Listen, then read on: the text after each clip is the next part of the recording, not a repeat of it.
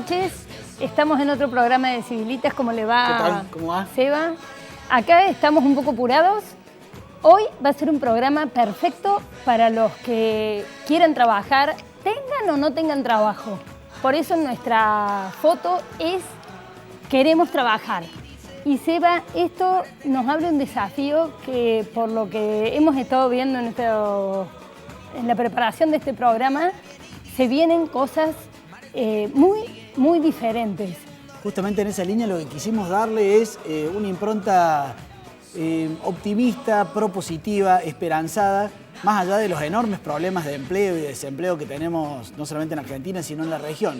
Pero la tecnología, los avances, uno los puede mirar como una gran amenaza, digamos, bueno, cuando lleguen los robots ya no va a quedar trabajo para nadie, o los puede ver como una gran oportunidad. Aquí vamos a ver dos entrevistas que traemos a modo de video de gente que nos habla de una oportunidad, de los trabajos del futuro como una gran oportunidad que se abre. Por supuesto se van a liquidar algunos empleos, pero se van a abrir otros. Y también nos hablan de cómo vamos a convivir con la robótica. Todo eso nos va a dar como una nueva visión. Pero en piso vamos a tener también la otra faceta, la faceta del desempleo y cómo darle soluciones concretas. Allí hay un estudio muy importante, muy profundo que propuso ACDE en Córdoba, que contrató IDESA y que vamos a tener a ambos referentes aquí en piso para que nos expliquen de qué se trata. Si le parece, Carmen, vemos este primer video. Es el doctor José Cordeiro, un hombre muy optimista sobre los próximos 30 años de la humanidad y concretamente nos habla de los trabajos del futuro. A ver. Doctor Cordeiro, en el trabajo que ustedes hicieron sobre los empleos en el año 2030, me llamó la atención que ustedes dicen que más del 40% de los empleos en Estados Unidos en el año 2030 van a ser reemplazados por robots e inteligencia artificial. ¿Qué empleos van a ser reemplazados por robots? Mira, básicamente todo lo que puede ser automatizado, mecanizado, va a ser reemplazado por robots. Muchos de los trabajos en plantas industriales, como ya ha ido ocurriendo en estos años, va a ser eliminado. Mucho del trabajo repetitivo también en diferentes profesiones, incluso en derecho, en periodismo. Mucha de esta información se puede automatizar y robots e inteligencias artificiales lo van a hacer. Y ya lo estamos viendo. Por ejemplo, ya hay inteligencias artificiales que escriben artículos de prensa, comenzando con cosas relativamente fáciles, que es los resultados de un partido de fútbol, un partido de béisbol, por ejemplo, o también en el sector financiero, cuánto ha subido la acción de una compañía, cuánto ha bajado la acción de otra compañía. Todo eso ya lo están haciendo inteligencias artificiales y eso va a continuar. Pero no van a reemplazar a todo el mundo, sino que también van a permitir que los periodistas o que los abogados o que los médicos, por ejemplo, se vuelvan más profesionales en su parte humana y tengan la información repetitiva, automatizada de robots e inteligencias artificiales. Pero la pregunta que muchos nos estamos haciendo en este momento, ¿todo esto que usted cuenta no va a hacer crecer enormemente el desempleo en todo el mundo?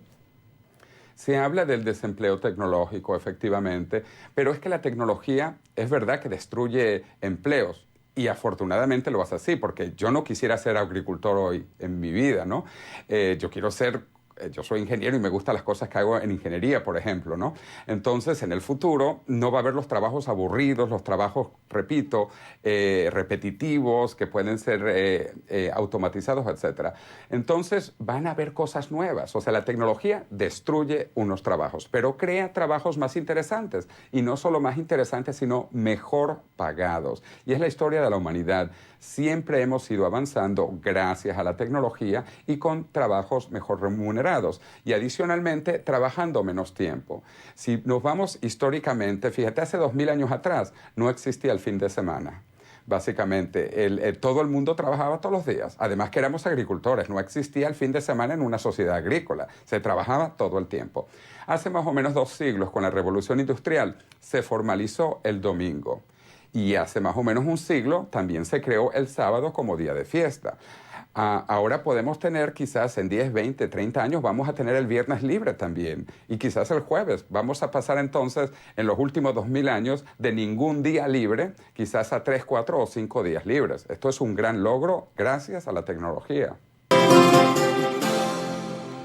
las tareas repetitivas las va a poder hacer la robótica y el hombre se va a poder dedicar, si es médico o si es de otras profesiones, a hacer aquello que no solamente le saque lo mejor de sí, le desarrolle, lo humanice, sino que además le den placer, lo entretengan.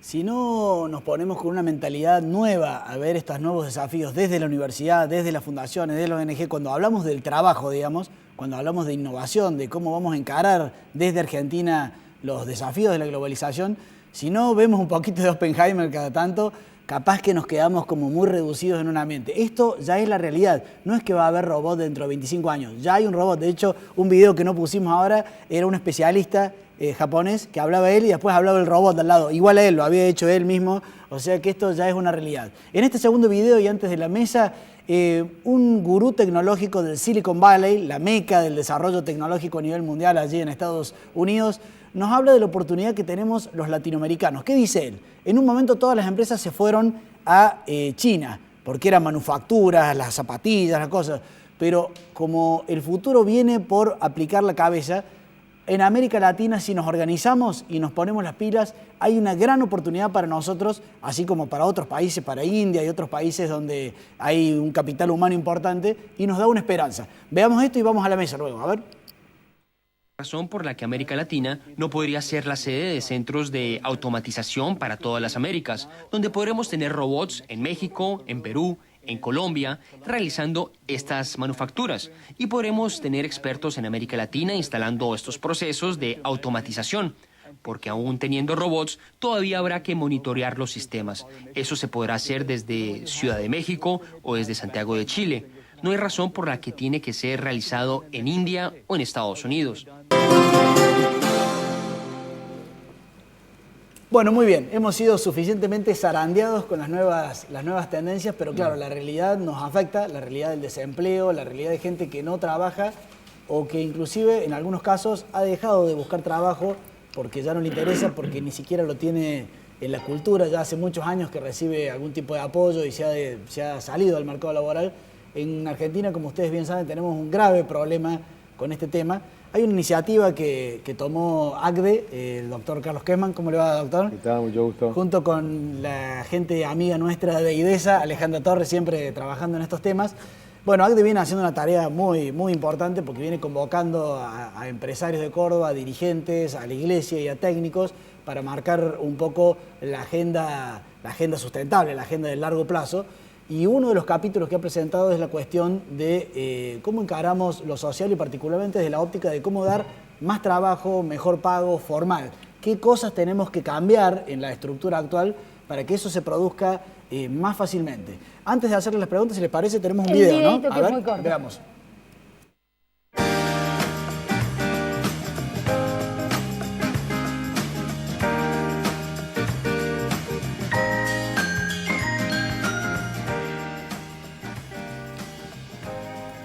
Interesante que hayan participado desde un ñañez, que es el arzobispo, empresarios, todas gente, las cámaras. Las cámaras, exactamente, o sea que realmente felicitaciones para el equipo directivo de ACDE porque vienen haciendo un trabajo constante, como es usted, doctor Kessmann, tranquilo, constante, así como, como si fuera un tractor.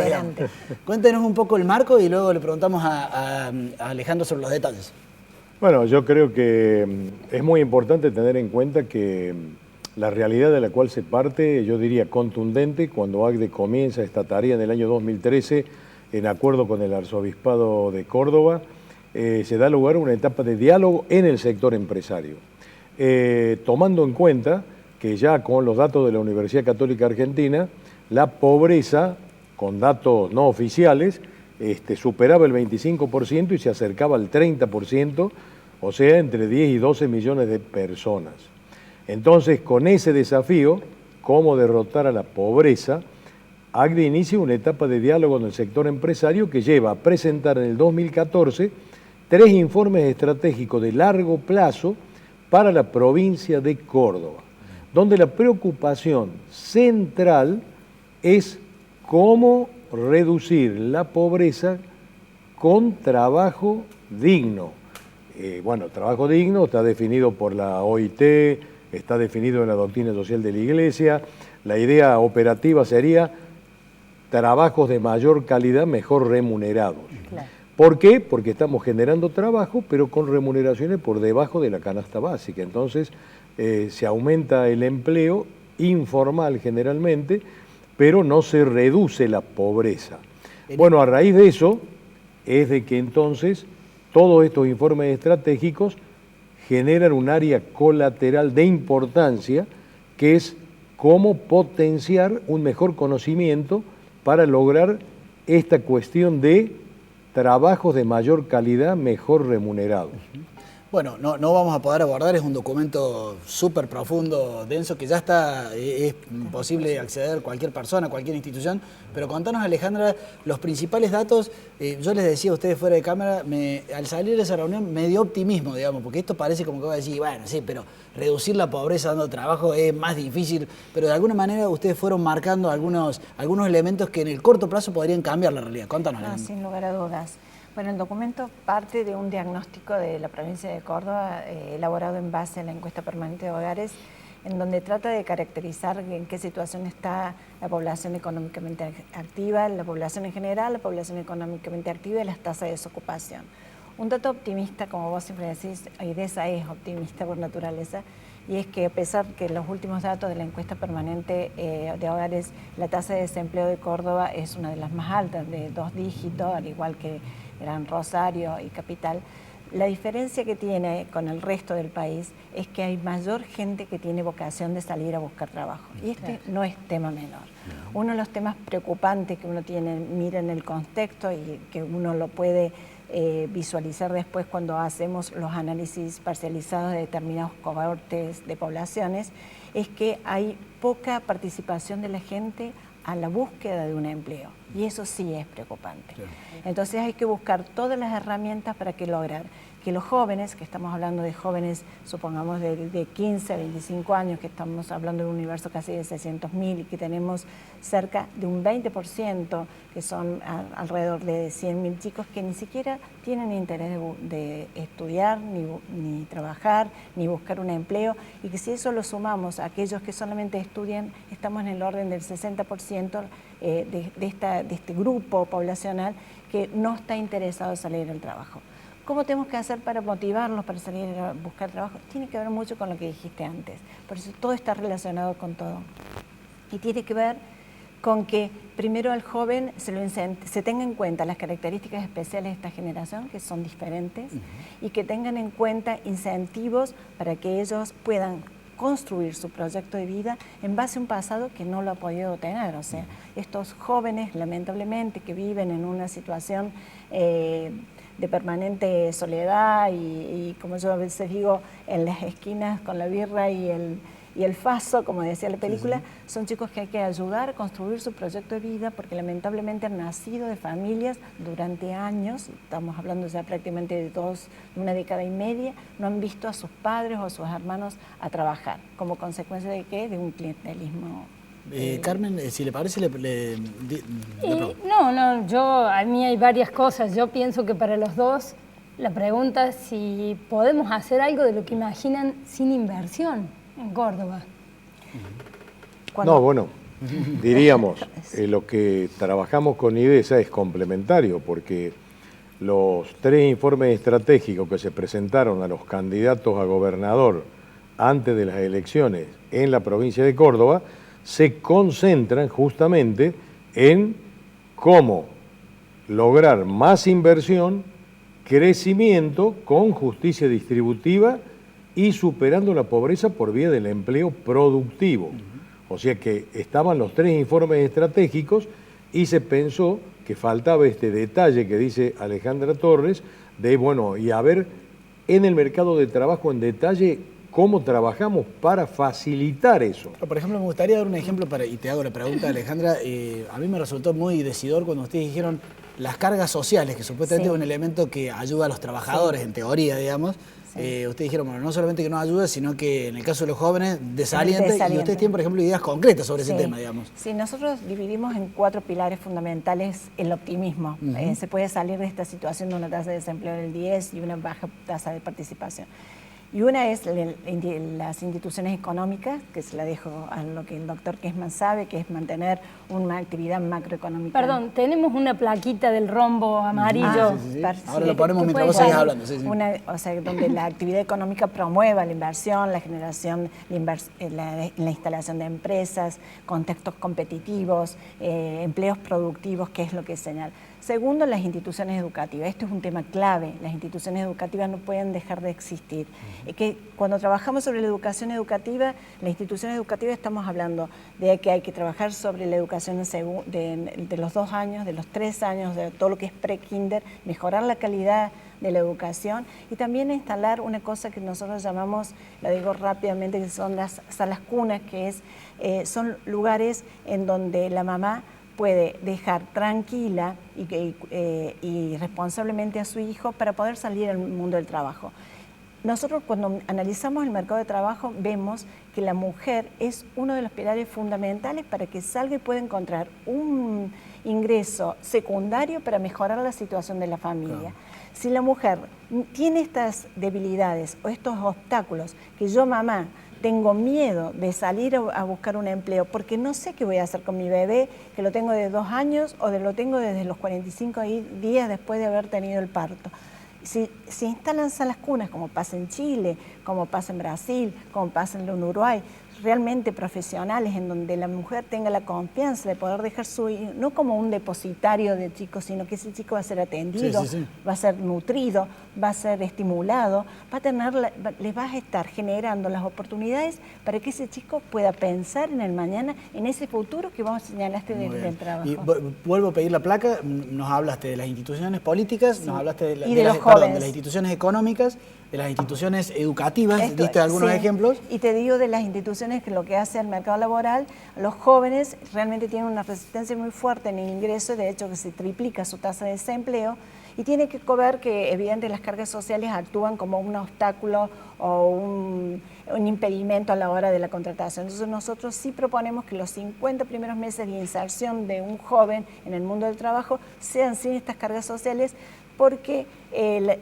lo complementario, las supuestas prestaciones de la seguridad social, se las obtienen ya sea de la familia, del papá, de la mamá o de servicios públicos que para él no son tan elementales y realmente generan como obstáculos. No es la televisión el lugar donde uno puede enumerar, pero les recomendamos con Carmen el estudio. Lo vamos a tener colgado en la página de Civilitas de Facebook. Exactamente, porque vuelvo a insistir, remarcar, tiene una serie de ítems muy concretos, como por ejemplo eso, las cargas sociales entre los primeros 50 meses, que son todas decisiones que se podrían tomar mañana, digamos, y que rápidamente generarían otro clima para que empresas que hoy están con alguna incertidumbre digan, bueno, pero a ver, tráeme ese joven que quería contratar porque en definitiva, o me voy a acercar a la escuela porque en definitiva la escuela me está dando gente con mayor habilidades laborales y no solamente con enciclopedismo en la cabeza. Si les parece, cerramos con una mini pregunta porque tenemos 30 segundos.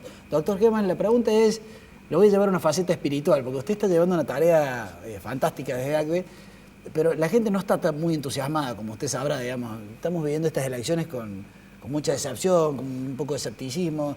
Le voy a hacer una pregunta medio tonta, pero ¿usted es optimista con respecto a la Argentina que viene, digamos, a la Argentina del nuevo ciclo, digamos? Bueno, a mí me parece que la respuesta a eso es de que la propia realidad nos está llevando a que esa dicotomía que plantean los candidatos de continuidad o cambio, la realidad ha llevado a que no existe ya esa dicotomía y sea el que fuere el nuevo gobierno, vamos al cambio.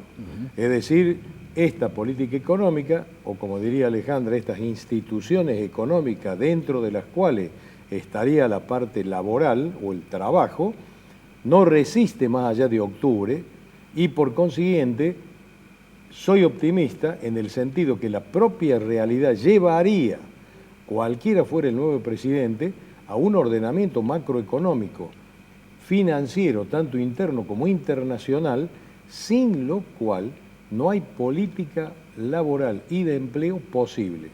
En dos palabras, Alejandra, tus medidas. Vos que sos una técnica y a su vez estás metida, incursionando en el mundo de la política y además, ¿sos esperanzada de que finalmente estas medidas concretas se toman? Sí, estoy prácticamente segura de que sí van a estar implementándose. Bueno, buenísimo. Una jornada de experiencia, de positivismo fenomenal, digamos. Casi que dan asco, digamos.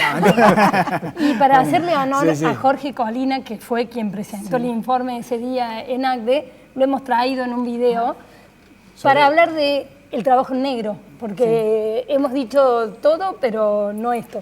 Bueno, veamos.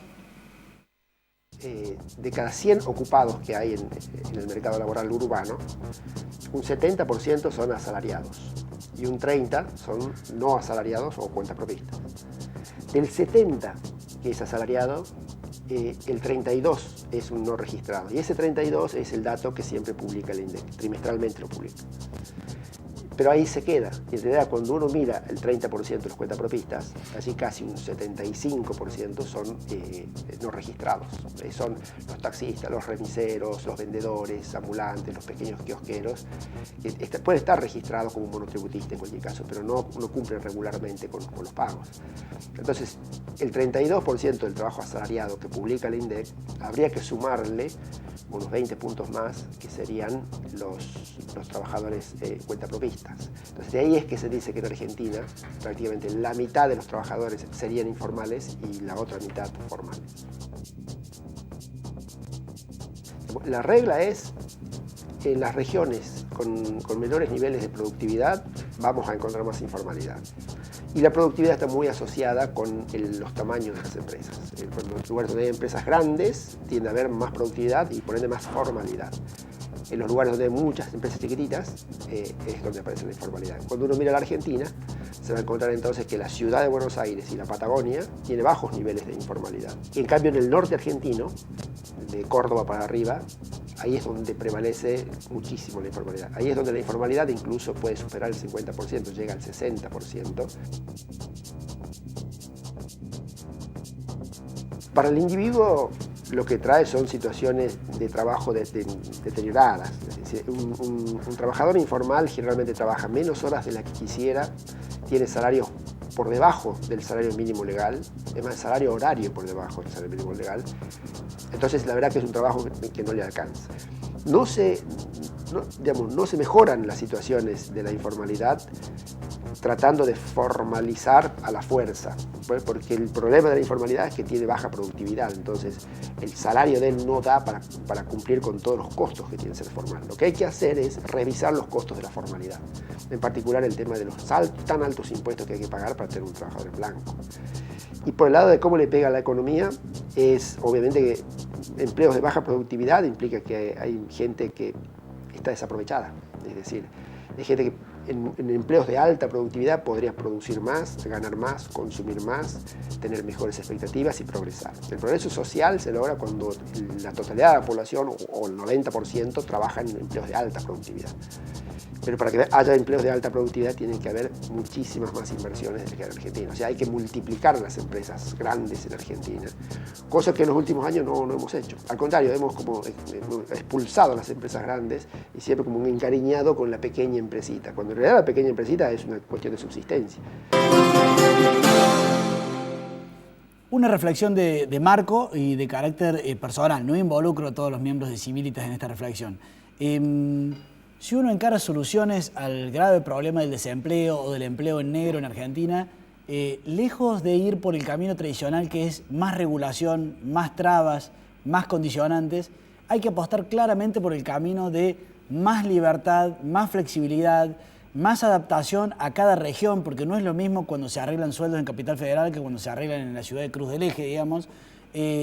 No es lo mismo cuando uno contrata a un hombre ya forjado de 40 años, a donde sí se le puede hacer todas las exigencias con experiencia, que cuando uno contrata a un joven por primera vez. Tiene que tener motivos, alientos, el sistema productivo argentino y las empresas, para contratar a ese chico y capacitarlo. Tiene que haber algunas protecciones para que luego, si eventualmente hay que despedirlo, si esa relación laboral se rescinde, no signifiquen juicios que uno nunca sabe dónde terminan ni cuánto salen. La incertidumbre que se maneja en este momento por la cantidad de condicionantes y de regulaciones del mercado laboral desalientan que podamos incluir a esas miles de personas que tienen trabajo en negro o que directamente están desocupados. Lejos de las regulaciones, el camino es la libertad.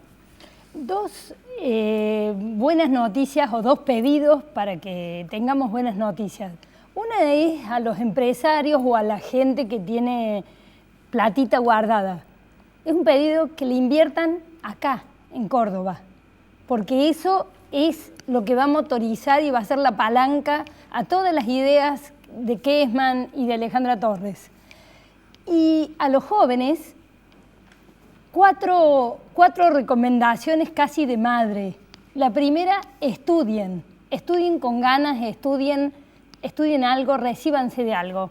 No sabemos si les va a servir para el trabajo del futuro, pero estudien. La segunda, dominen la tecnología. Están en ese camino, pero domínenla.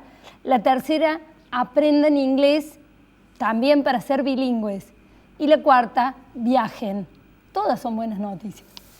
Bueno, muy bien. Esperamos haber ayudado y aportado. Un consejo final. Nosotros tuvimos que seleccionar de Oppenheimer algunos videitos para pasar hoy, pero les recomiendo, pongan en YouTube Oppenheimer, Trabajo del Futuro, porque hay una serie de entrevistas muy sabrosas. 1500. Claro, no solamente estas dos que mostramos, sino 20, 30, 40 entrevistas que realmente te abren la cabeza. A mí mismo, cuando estábamos preparando el programa durante estos días, dije, a la miércoles, o sea, esto que me está diciendo, aunque uno lo sabe, vale la pena que alguien se lo refresque para darse cuenta de que Argentina tiene una gran oportunidad de estar cerca del mundo, pero si seguimos como seguimos, estamos como muy lejos del mundo, digamos. O sea, a mi hija de tercer año del colegio secundario le están enseñando lo que le están enseñando y no le están contando de que hay la revolución tecnológica, la robótica, la cosa, y ese desfasaje realmente finalmente nos puede llegar a afectar.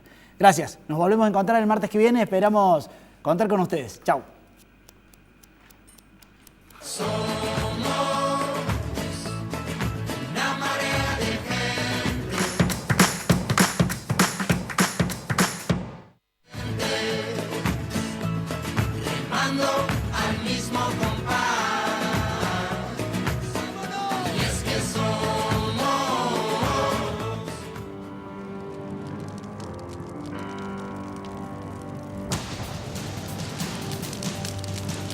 Córdoba, por negligencia e intencionalidad, cada año se producen incendios forestales que provocan la muerte de nuestras valiosas especies. Respete la veda de quemas. No haga fuego por ninguna causa. Si observa un fogón encendido, apáguelo con agua. Denuncie cualquier foco de incendio al 0800-888-FUEGO. Que prevenir sea parte de tu naturaleza.